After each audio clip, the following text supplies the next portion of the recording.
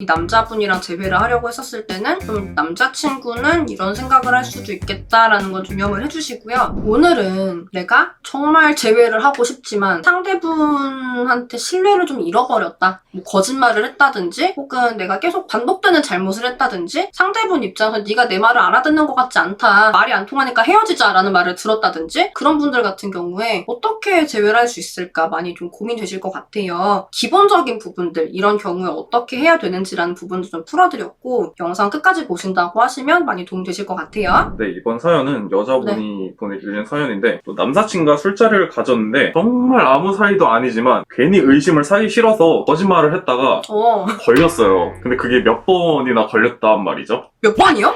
네, 몇 번이나 걸려가지고 그런 상황에서 믿음과 신뢰가 깨진 상황에서 이별을 통보받았는데 어떻게 해야 재회를 할 수 있을까요?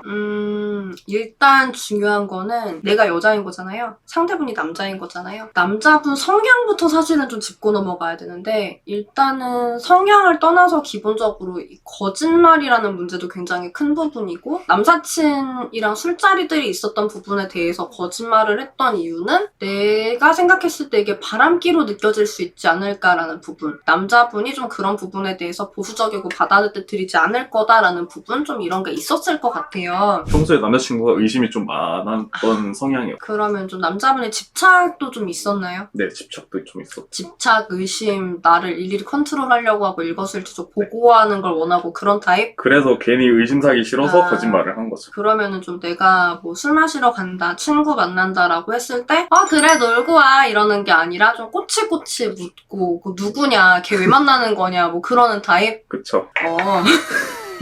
우선 재회하기가 어려운 건 아니거든요. 그러니까 정말 어려운 사례에 비해서 어렵지 않다는 거지 쉽다는 건 아닌데 일단 중요한 부분은 남자분 입장에서 지금 질문 주신 분이랑 재회를 하려고 했었을 때 본인도 고려를 해보고 재회를 결정을 해야 되는 거잖아요. 만약에 정말 많이 흔들려가지고 그러면 내가 얘랑 재회를 할까 말까 고민을 할 때 가장 많이 걸릴 부분은 뭐냐면 얘랑 연애를 하면 나는 계속 이 질투와 집착과 의심의 굴레에서 못 벗어날 것 같고 이건 행복하지 않을 것 같아라고 생각을 할 거라는 거예요. 물론 질문 주신 분께서도 이게 행복하지 않았겠지만 근데 이분 입장에서도 나한테 믿음을 주고 그냥 만나지 말라고 하면 안 만나고 좀 그런 순종적인 여자분? 혹은 정말 뭐 이렇게 남사친 이런 사람 없는 여자분? 그냥 뭐 집순이 분들? 이런 분들을 만나면 그 남자분 입장에서는 훨씬 마음이 편하단 말이에요. 그런데 굳이 마음이 편할 수 있는 사람들을 만나는 게 아니라 여기저기 남사친 만나러 다니고 술 마시고 다니고 만나지 마라고 했는데 안 만났어 라고 거짓말하고 다니고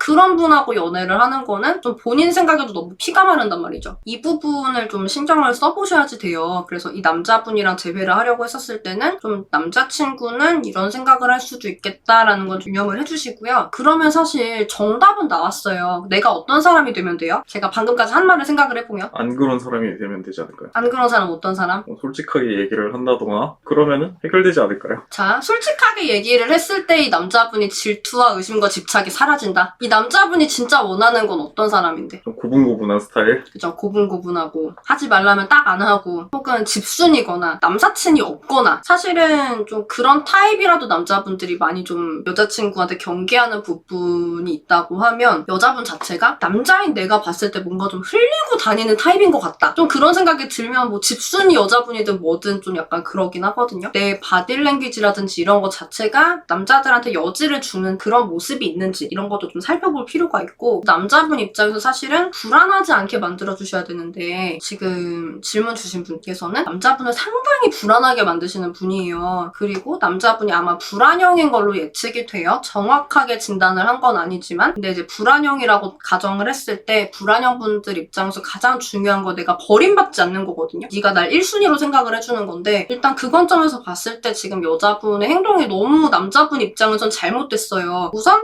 내가 부탁했는데 안 들어주는 거는 날 1순위로 생각하는 거야? 아니죠. 나는 불안하고 싶지 않은데 버림받고 싶지 않은데 네가 나한테 거짓말하고 남자들을 만나러 다녀. 물론 이제 질문 주신 분께서는 걔는 남자가 아니에요 라고 하시겠지만 남자 입장에서 모르는 거잖아요. 걔가 남잔지 여잔지 난 알 수가 없고 이 생각에 이성인지 뭐 그냥 친구인지 알 수가 없고 어쨌거나 성별이 남자잖아요. 그리고 내가 지금 여자친구를 믿어 안 믿어? 솔직히 안 믿잖아요. 그러면은 너는 믿을 수가 없는데 남자분의 성별은 믿을 수 있잖아? 남자잖아. 그렇다고 하면은 내가 버림받을 여지가 있어 없어? 있어요. 나한테 거짓말을 하고 남자들을 만나러 다니는데 어느 순간 갑자기 누구야 우리 이제 헤어져 나 남자 생겼어 라고 안 할 거라는 보장이 없어요. 그러면 왜 이 연애를 왜 해야 돼 남자분 입장에서? 버림받고 싶지 않은데 그리고 네가 날 1순위로 생각했으면 좋겠는데 그래주지 않는데 그리고 집순이도 아니고 흘리고 다니고 그러니까 남자분 입장에선 너무 불안해 미치겠는 거예요. 일상생활이 안 되는 거야. 이 집착과 불안과 이것 때문에 본인도 그렇게 살고 싶지 않거든요. 그렇기 때문에 이별을 한 거라서 여기까지 들었을 때 좀 어떻게 하겠다는 생각이 다시 드시나요? 불안함을 많이 덜어줘야겠다라는 생각. 그리고 난 이미 거짓말을 수차례 해가지고 좀 믿음을 잃었어요. 이럴 경우에 어떻게 하면 좋을까? 자, 일단 그걸 하려면 가장 중요한 부분은 뭐냐면 남자분 입장에서 사실은 여자분한테 부탁을 한두 번 했을까요? 이거 관련해서? 한두 번 한 게 아닌데 안 지켜진다는 거는 너는 내 말 못 알아듣고 있어 라고 남자분이 생각할 수밖에 없는 상황이거든요. 그럼 우선은 나 네 말 되게 잘 알아들었어 라는 거부터 알려주셔야 돼요. 그래서 남자분 입장에서는 너가 내 말을 있는 그대로 받아들여 주지 않고 네가 듣고 싶은 것만 듣고 내 말대로 하지 않는다. 나는 그래서 불안하다고 생각을 할 거예요. 아무리 설명해도 너가 이해가 안 가니까 혹은 내 말을 들어주고 싶지 않으니까 남자를 만나고 거짓말을 하는 거잖아요. 남자분이 봤을 때는. 그런 게 아니라는 부분. 내가 이젠 너의 생각을 굉장히 잘 알고 있고 너의 마음을 되게 잘 알고 있고 앞으로는 그렇기 때문에 너를 100% 이해를 하고 있기 때문에 그래서 앞으로는 잘못을 하지 않을 것이다 라는 부분들을 알려줘야 하는데 문제가 있어요. 입장을 다시 바꿔볼게요. 여자분이 나 이제 네 생각 너무 다 알겠고 나 완전히 바뀌었으니까 다시 사귀어줄래? 라고 말하면 뭐라고 반박을 하실 건가요? 네가 나에 대해 아는 게 뭔데